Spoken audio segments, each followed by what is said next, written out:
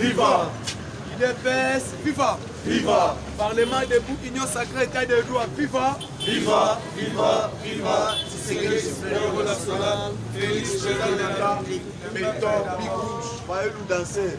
Union pour la démocratie. 2. Union pour la démocratie et le progrès social. Notre parti du peuple, parti de la majorité. Union pour la démocratie et le progrès social. Notre parti du peuple, parti de la majorité.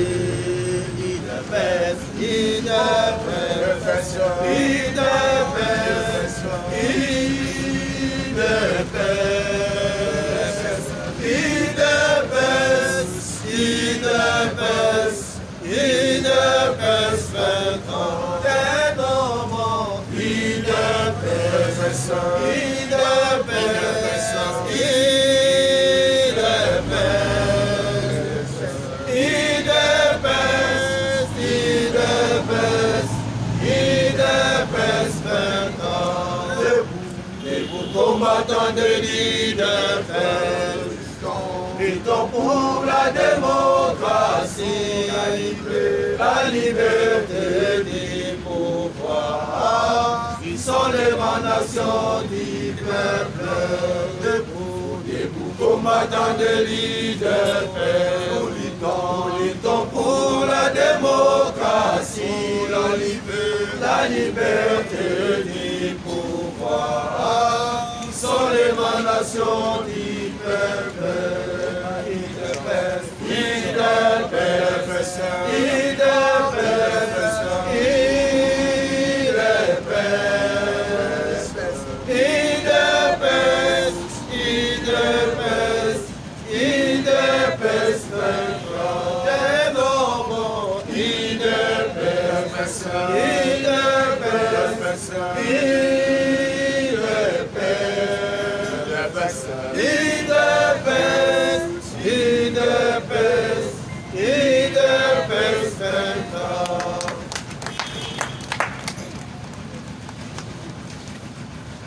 UDPS, viva!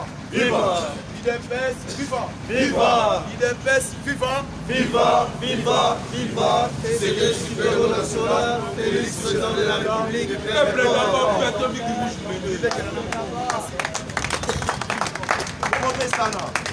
Ok, cher combattant, merci.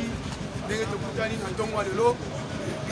Toye awa kosolola actualité politique ya mboka sur le plan national, sur le plan international. Nini eleki, nini ekosalema, et puis touti wapi, tokomi wapi pour le moment. Actualité politique eza dominé za fa eza makambo ebele. Tokosolola yango awa. Nini Amérique lobby, nini Union Européenne lobby, nini Nations Unies lobby, si tout le monde a problème, il y a un recensement Oyo et que ça les d'ici 2022. UDPS viva! Viva! Et ça déjà condamné. Mais avant qu'on a parlé de l'actualité politique, on a dit que Jeff a brossé Ndambu comme ça on a recoté pour y banni de solo la Merci beaucoup, tu as mis Jeff pour péter les mamans. Avocat général de la République. UDPS viva! Viva! UDPS viva! Viva! UDPS viva! Viva! Viva! Viva! Tshisekedi Super National, Félix chef de l'État, les peuples d'abord, Merci beaucoup, chers combattants. Tozo Fongola émission, Nabiso politique ya Tongo ya lelo. Na kozala mukuse te matière ezali ebele mais tozo tala pétan. Ya bacheno bapesi biso libaku ya koleka na espace na bango. Après toya développer yango en détail na plénière ya lelo. Premièrement tokolobela nanu communiquer oyo États-Unis et salaki sur les États islamiques. Oyo bango bazali ko benga ISIS 2020. Donc ezali État islamique Syrie oyo bazali koseme badésordre na mboka mobimba bango musala na bango c'est terrorisme tokolobela yango mpe tokoloba bato nini yo awa na République démocratique du Congo bazali identifié comme un état islamique donc baterroriste ya makasi oyo bazali na RDC. Deuxièmement tokoya kolobela likambu masolo président de la République asololi na chancelière allemande Angela Merkel na téléphone tokolobela masolo oyo mokonzi ya mboka asololi na James Dibouy oyo azali ministre des affaires étrangères ya Grande-Bretagne tokosolola mpe masolo oyo mokonzi ya mboka asololi na ministre israélien d'affaires étrangères ndenge nini Israël invité mokonzi ya mboka akende na Israël dans une visite officielle. tokolobela makambo ya Kalev Mutombo ndenge aza boye azali recherché nayebisaki bino après les deux mandats les deux invitations lancées contre Kalev Mutombo pour la troisième fois Kalev akozala arrêté mais lobby bolandi Kalev akimi epa na ye même epa mwana na ye mwasi azali député national azalaki te akimi na ye tokoya kochite sur les procès oyo ezali kotala ba détourneur ya fond ya 100 jours. Alors na tongwa lelo tozobanda premièrement na ba ADF ezali les forces démocratiques et alliées ba oyo bazali coopérer na est ya mboka na biso ba terroriste wana na lobakango makambo ezali koleka na est ezali neti kikulu na oyo ezali na ville ya Kinshasa ezali le terrorisme pire et simple na ngolobi bolandaki département américain ba publié communiqué c'est officiel ba ADF bazali lisusu te ndenge to bandaki olobeza neti insécurité non bazali ba terroriste. C'est comme ça que États-Unis atali président na bango azali Moussa Baluku ayebisi yo ba bien na yo to ezali na États-Unis komi gelé moyen utiliser yango ezali lisusu te et ADF bakobanda ko traquer bango par les États-Unis d'Amérique parce que bakoti ici bango na mulongo ba terroriste.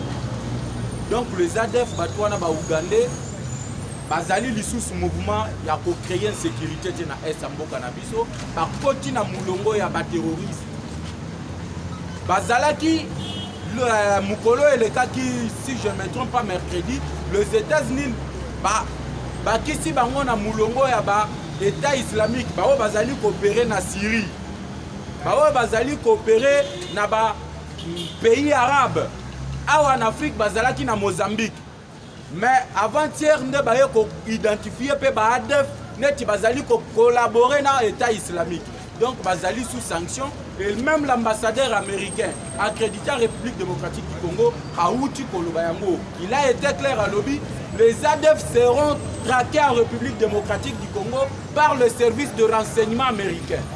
Alors comme pour cela j'ai acclamé na lobby Dieu merci parce que ceux qui États-Unis et Mutu malgré les terroristes dans des pays arabes bazali ko résister mais ici chez nous en Afrique c'est cause à la moi pas si pour résister parce que ici bazali na ba réseau ebelete bango bazali ko collaborer directement na état islamique ou ezali basé na Syrie mais moyen pe bazala ravitailler sans passer par le pays voisin ezalité nango États-Unis a appelé le pays voisin notamment le Rwanda, l'Ouganda et le Burundi yakoya sima ya renseignement américain pour te battre traquer les ADF wana ezali point moko ezali évolutive na bitumbo mokonzi ya mboka azali kosala parce que boyebi bien mokonzi ya mboka chemin de bataille na ye ezali ya kosilisa insécurité à l'est du pays et ceux qui tomoni que les États-Unis d'Amérique et comme ekoti pe na mulongo ya été banda au traquer les ADF là nous applaudissons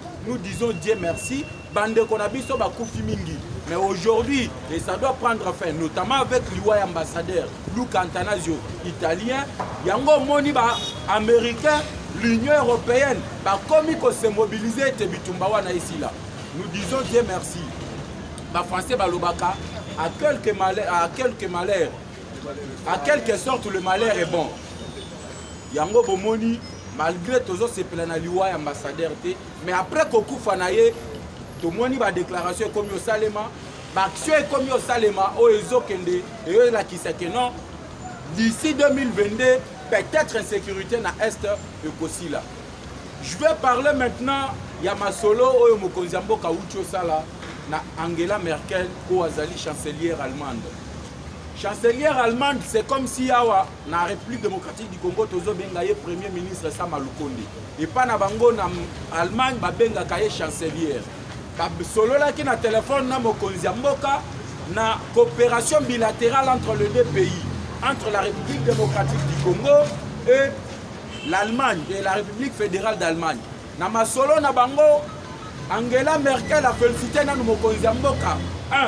Pour la décision, Oye Azouaki a coupé sa base dans le gouvernement Sama Lukonde pour taille à 30%. À ce pays, à lobby, c'est pour la première fois en Afrique, à mon président de la République Azali qui s'intéressait à Bassi, et à assurer bango que bakozala na quota na bango ya 30% dans le gouvernement. C'est que je soutiens également, mais de l'autre côté, je ne suis pas sûr. Parce que les femmes congolaises ou bien les femmes africaines, Bazali Koluka parité le 8 mars, Balatima Pouka Basali, tout c'est bien. Mais Talana, nous le 8 mars, nous n'avons pas vu. Et là, quand on y va sur Bazali Komi, le Babazo Luka parité dans le gouvernement, Bazolité Bazoa poste à Minene. Mais maman Nabiso Bazali na Bamboka na village, qu'est-ce que vous faites pour eux? Donc, la parité Zali Kakawana Kinshasa, parité Zali pour Nabino Bozo Luka Bokota na gouvernement. Mais maman Nabiso Bazali na Bamboka. Et là, quand on a planifié pour na bango pe bazala égal. Parce que l'égalité, hommes et femmes, égalité kaka wana ville na Kinshasa, égalité kaka na ba ville te, même dans ba village na biso il faut parité pe ezala. Mais qu'est-ce que vous avez planifié? Makamuni ni bo zali ko bongisa ete ba maman na biso o bazali ko nyoko ma chaque jour na ba foyer na bango na ba village o bazali ko discréditer bango o bazali violer na est na biso. Qu'est-ce que vous avez mis sur pied? Oh ezola qui sait que non, la parité il faut ezala tozo mona yelo côté. Alors chers combattants, tozo yebisa Angela Merkel c'est bien le quota et même le président de la République quota à 30%, ezali bien, ezali mabete, mais nous voulons que le gouvernement de l'Union sacrée soit un gouvernement de zéro, un gouvernement de warriors, gouvernement où il faut s'attaquer à des problèmes, il y a des Congolais. Et ça a été gouvernement parce que le quota est à 30%. Attends moi si on a elle n'est pas compétente parce que moi si une fois dans le gouvernement, le ministère va payer ça y est. Ça nous disons non. Mais s'il y a des femmes compétentes, Oyo Bazali Kokoka, et tu vas payer ça bango musala wana peut pas servir le peuple congolais, nous serons d'accord. Nous allons applaudir. Deuxième communication ezalaki entre le président de la République et James Dibouidj, Azali le ministre d'Affaires étrangères de la Grande-Bretagne. Basololi, James Dibouidj a été clair. Ayebisi mokonzi mboka Angleterre ezali sima Félix Tshisekedi pour na soutenir ye na mandat na ye en tant que président de l'Union africaine. La Grande-Bretagne est aussi prête.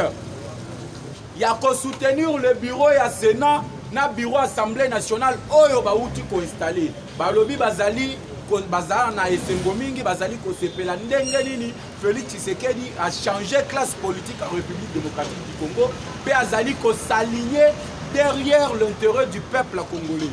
Alors, ceux qui mutu azali koya na Congo pour soutenir vision mokonzi mboka, pour luka intérêt à peuple congolais, biso peuple congolais tokozala na bomoko na ye. C'est comme ça que nous félicitons la Grande-Bretagne, l'Angleterre, oyo azali ko soutenir le président de la République.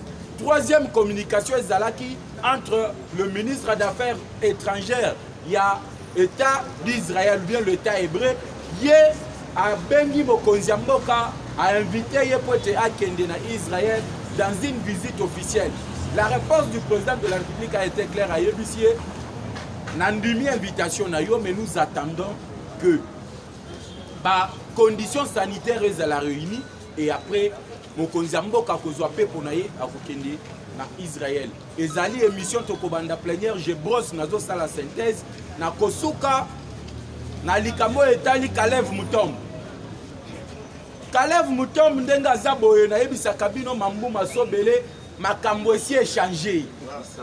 Oyo abandaki omona que c'est Fayulu qui dirigeait ce pays, c'est Kabila qui dirige ce pays, c'est Kagame qui dirige ce pays. Il faut bailler Baba Tchana Mitou na bango que makambo esi échangé na Congo. Qui pouvait s'imaginer que le tout puissant Kalev Mutombo koki kobata malelo na Congo? Qui pouvait s'imaginer que Lelo Kalev Mutombo a commis au Loba, à Zoloba na ba média depuis sa cachette, place où Aki Obatama.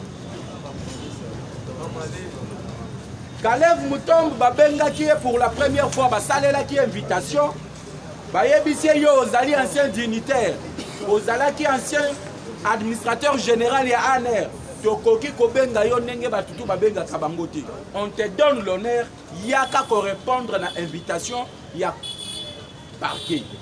Kalev Mutombo Balobi, yé en tant que Kalev, il se croyait le tout puissant, a koki jamais kokende ko répondre na invitation à parquet. Yé muto ya koki ko solola na ye, muto ya koki osambisa eza président de la République. Alors il faut akendo kutana na président de la République, ayebisa ye ba secret d'état ya azali na yango. Batindeli deuxième invitation, Kalev Mutombo azui courage, a komeli procureur général de la République, ayebisi ye boye. A longola dossier na ye na maboko ya Jijo azali na yango, parce que Jijo wana ye Kalev Mutombo muto atia ye wana, donc akoki ko juger ye te, ye Kalev azali tout puissant, ba longola dossier et pas juge instructeur, pas pesa ngo et pas mutu mususu. Et la dernière fois, que la prochaine fois, la mandat d'amener. Donc, Kalev place tout Baokangaye. C'est ce qui s'est passé hier. Depuis 3 h du matin, résidence à Kalev et Zalaki encerclés par la police, lourdement armés. Kalev Akimi, Denga Zawana et Panaye sur l'avenue ma campagne numéro 2, Kalev Azawana. Le tout puissant a commis le tout impuissant. A commis impuissant ya makasi, a commis olobela na ba cachette na ye. Tozo ebisa Kalev, tango bandaki okanga ba Jekoko Mulumba, tango kanga Frank Djongo, tango kanga Eugène Mindongala, tango tinda mitindo na Kasai, poete baboma les 2 experts en complicité Yona Shadari. Et même montre ya expert ya Nations Unies, bakutaki yango na bureau na yo. Alors Lelo, c'est le moment où il y a qu'on répondre à ma bêtise yo salaki. Kalev Mutombo Akimi et lobby, le procureur à lobby, a lancé une recherche. Donc, ceux qui ont moni Kalev place Azali, Kendo Benga la police va au Kangaye, Kalev Azali du sous Makasiki. Vraiment merci beaucoup. On est là qui synthèse, donc on continue la plénière, Natiki et c'est pas présent.